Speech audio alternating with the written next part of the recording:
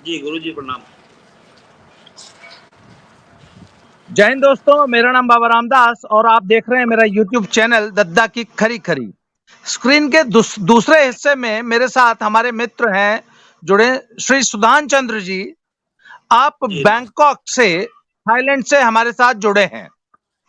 जी और आजकल भारत में एक जो कंट्रोवर्सी चल रही है कि जी ब्रजभूषण शरण सिंह जी पर जो आरोप लगे हैं, महिला पहलवानों ने लगाए हैं, उस क्रम में अंतर्राष्ट्रीय रेफरी जगबीर दहिया ने एक पुराने कंपटीशन का जिक्र किया है जिसमें टीम थाईलैंड फुकेट गई थी और बताया गया कि ब्रजभूषण शरण सिंह ने पहलवानों के लिए इंडियन फूड का इंतजाम किया था। एक डिनर पार्टी हुई थी और उसमें उन्होंने शराब के नशे में महिला पहलवानों के साथ छेड़छाड़ की। ऐसे आरोप जगबीर सिंह दहिया, इंटरनेशनल रेफरी, ने लगाए हैं।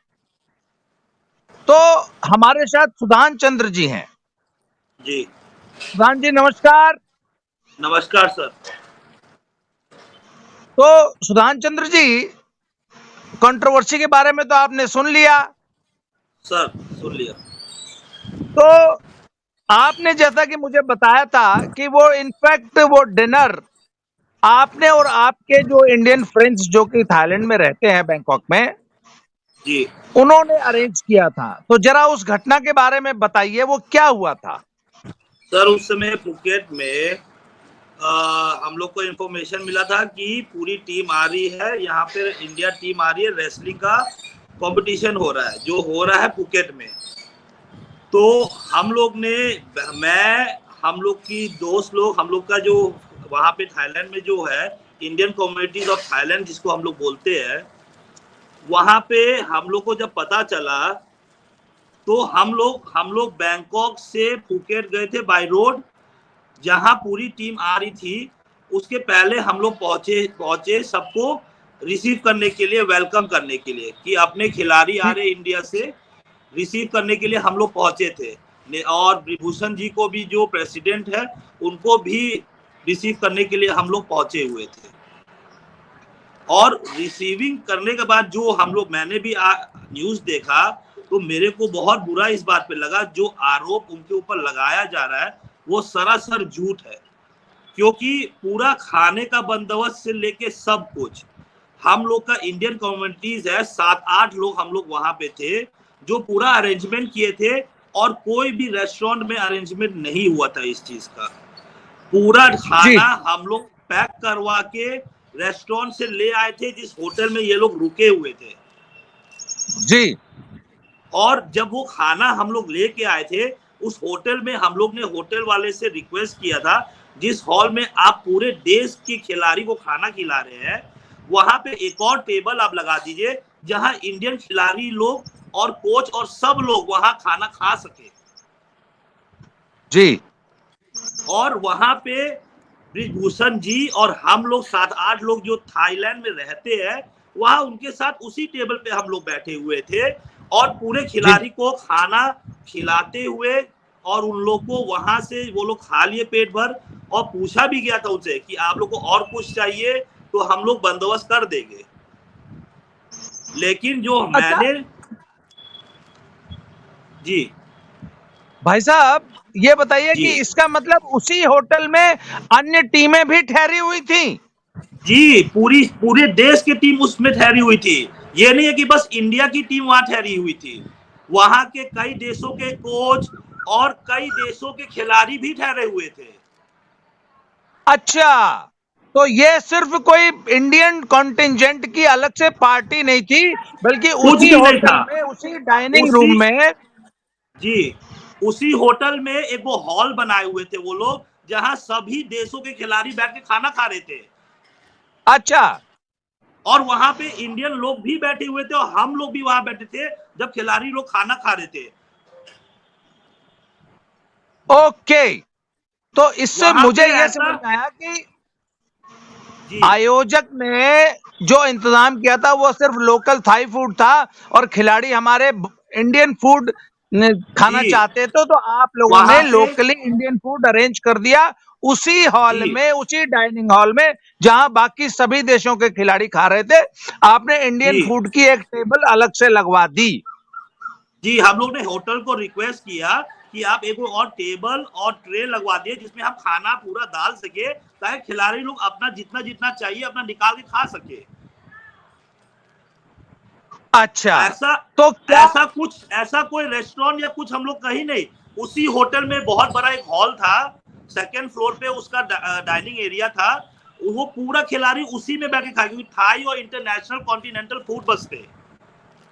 अच्छा, जी तो क्या उस भोजन में क्या शराब भी परोसी गई थी क्या? सर, उस होटल में ना शराब मिल रहा था ना कुछ था, वो पूरा ओपन होटल था, ना शराब बिक रहा था वहां पे, ना शराब मिल रहा था वहां पे, ना बाहर से आप शराब ला सकते हैं वहां पे।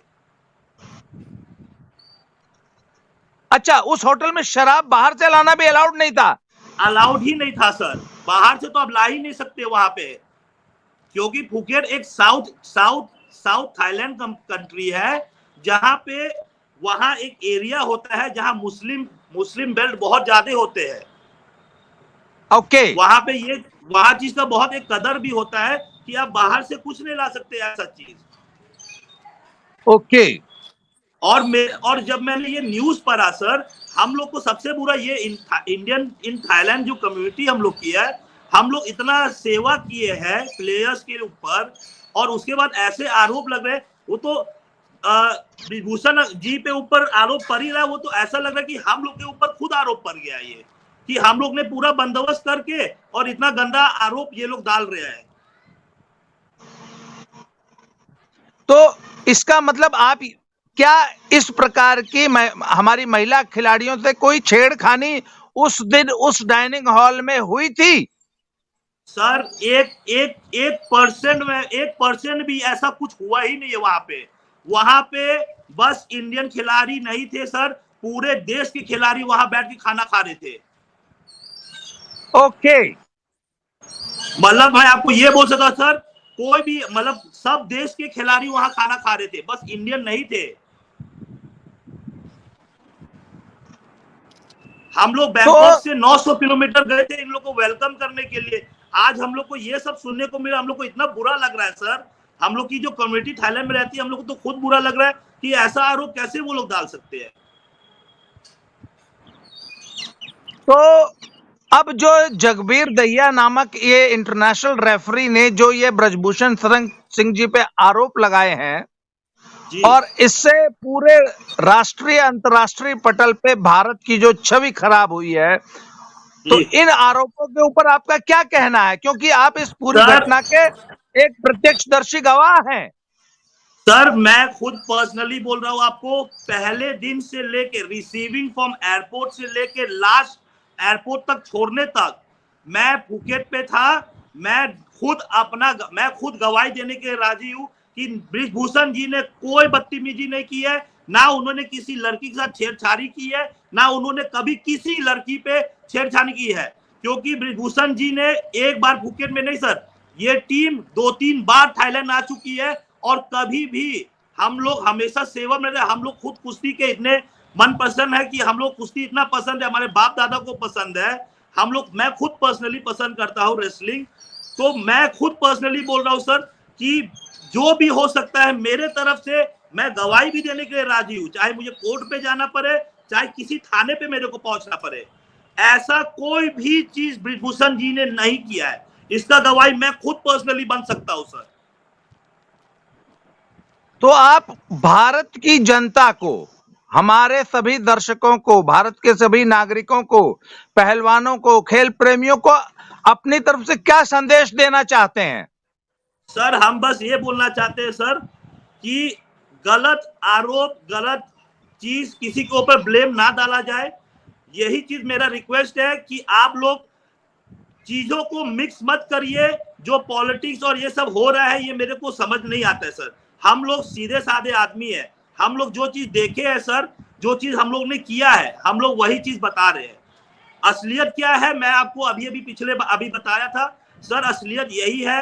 ऐसा कोई भी चीज ब्रिजभूषण जी ने कुछ नहीं किया है, उन्होंने किसी के साथ गलत बदतमीजी तो किया ही नहीं है। हम लोग खुद पर्सनली उनके साथ जब रहे हैं सर, उनके साथ वहीं रहा गया है, उनके साथ हम लोग हमेशा आगे पीछे रहे हैं। जब भी वो रहे, कभी भी ऐसा कुछ कोई भी खिलाड़ी के साथ, चाहे वो लड़का हो या लड़की हो, कोई भी किसी के साथ वो बदतमीजी से बात भी तक नहीं किए हैं। अच्छा सुधांशु जी, जरा आपका मैं बैकग्राउंड अपने दर्शकों को बता दूं कि सुधांशु जी के दादाजी जो है लगभग कितने साल पहले वो इंडिया से बैंकॉक गए थे? सर मेरे बाबा जी 60 साल हो गया होगा उनको बैंकॉक में। 60 साल। तो इसका मतलब आपके पिताजी के बाद आपका जन्म तो बैंकॉक में ही हुआ, थाईलैंड में ही? जी मेरा बॉर्न एंड ब्रॉट अप मैं थाईलैंड का हूँ, मैं पढ़ाई भी वहीं किया हूँ, और मैं बिजनेस भी वहां करता हूँ, और मेरा खुद का घर भी है इंडिया में, जो मैं गोरखपुर नगरी का हूँ। अच्छा जी। जी तो मित्रों, आपसे श्री सुधांशु जी, जो कि फिलहाल बैंकॉक थाईलैंड में रहते हैं, थाईलैंड के नागरिक हैं, वहां के 3rd जनरेशन एंटरप्रेन्योर हैं, और इंडियन डायस्पोरा में जो हमारे जो वहां के भारतीय मूल के लोग हैं, वो इन्होंने बताया कि वो इंडिया से जितने भी खिलाड़ी, जो भी टीमें किसी भी खेल की आती हैं, उनको ये हमेशा वेलकम करते हैं। आप बता रहे थे कि आपने अन्य खिलाड़ियों को भी इसी तरह होस्ट किया था, जरा उसके बारे में बताइए। सर एक बार बेसबॉल क्या बोलते हैं, वॉलीबॉल के खिलाड़ी आए हुए थे थाईलैंड में, मैच था उन लोग का, तो उन लोग को भी सेम ऐसे ही भोजन का आयोजन करने के लिए हम लोग खुद पर्सनली गए थे, चीयर अप करने के लिए। हॉकी मैच भी हुआ था, जब हम लोग कम से कम 500 लोग गए थे पूरे फील्ड में, पूरा इंडिया को सपोर्ट करने के लिए, और उस दिन इंडिया को जिताया भी गया था। हम लोग आपके हॉकी प्लेयर के जो पिल्ले सर है, उस समय की बात बता रहा हूँ सर, जब मैं बहुत छोटा था, मैं अपने पापा के साथ गया था, उस समय हम लोग पूरा टीम को इतना टेक केयर किए थे, उनके लिए सब कुछ, मतलब खाना से लेके सब कुछ लेके पहुंचे थे सर। लेकिन अभी ये हम लोग सुन रहे हैं सर, जब ये सुनने को मिल रहा है ना सर कि गलत आरोप लग रहा है थाईलैंड पे, कि थाईलैंड आए थे, ये हो गया वो हो गया, सर मेरे रहते हुए वहां पे कैसे ये चीज हो सकता है? जो चीज नहीं हुआ है वो गलत आरोप ये कोच सर डाल रहे हैं, ये तो बहुत गलत बात है सर। और मैं पर्सनली इस चीज पे बोलना चाहूंगा सर, कि मैं खुद इंडियन कम्युनिटीज इन थाईलैंड को, सब लोग को जोड़ के हम लोग एक लीगल वे पे थाईलैंड कोर्ट से इस मैटर को आगे जरूर बढ़ाएंगे, क्योंकि ये हम लोग की बदनामी हो रही है सर, ये और किसी की बदनामी, ये नेताजी की जो बदनामी हो रही थी, लेकिन इसमें हम लोग जो इंडियन कम्युनिटीज इन थाईलैंड रह रहे, उसका सबसे बड़ा बदनामी हो रहा है सर। तो मित्रों, आप थे श्री सुधांशु जी, जो अपना पक्ष रख रहे थे, क्योंकि पूरी घटना के प्रत्यक्षदर्शी गवाह हैं, सारी घटना इनके सामने हुई थी, और इनका स्पष्ट कहना है कि थाईलैंड में उस शाम इंडियन कॉन्टिंजेंट के, हमारी महिला पहलवानों के साथ ऐसी कोई घटना नहीं हुई। सुधांशु जी, हमारे शो में आने के लिए बहुत बहुत धन्यवाद। हम फिर से आपसे संपर्क करेंगे। आज आप हमारे दर्शकों के साथ जुड़े, इसके लिए बहुत बहुत धन्यवाद। तो माय डियर फ्रेंड्स, आज के लिए इस शो में, इस वीडियो में इतना ही। अगले वीडियो में फिर से मिलते हैं। धन्यवाद। Thank you very much. धन्यवाद Sudhanshu ji, thank you very much. Thank you sir. Thank you. Thank you.